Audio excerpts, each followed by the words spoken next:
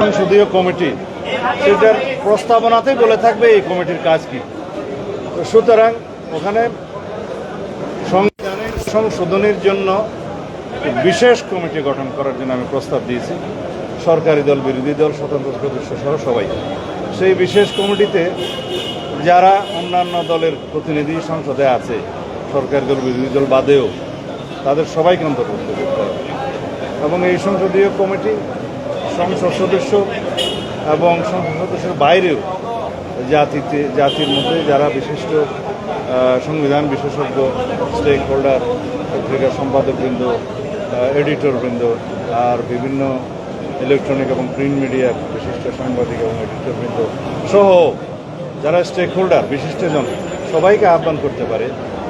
এমনকি বিশিষ্ট আইনজীবী, সুপ্রিম কোর্ট বার অ্যাসোসিয়েশনের প্রতিনিধিবৃন্দ, প্রয়োজন বোধে রিটায়ার্ড জাস্টিস সহ সবারই মতামত নিতে পারে এবং সেই মতামত সমৃদ্ধ করে বিশেষ করে একটা রিপোর্ট জাতীয় সংসদে উপস্থাপন করবে যদি গঠিত হয়, এবং তার ভিত্তিতে, সমঝোতার ভিত্তিতে আমরা একটা গণতান্ত্রিক সংস্কারের জন্য, সংশোধনের জন্য সংবিধান প্রস্তাব করতে পারবো। তাহলে সংবিধান সংস্কার পরিষদের কি হবে, মানে ওইটার কি, এটা কি প্রত্যাখ্যান করলেন আপনারা? এটা আলোচনা হইল, যে বিষয়ে আলোচনা হইলো, আলোচনা তো হইলো, ইট ইজ টকড আউট।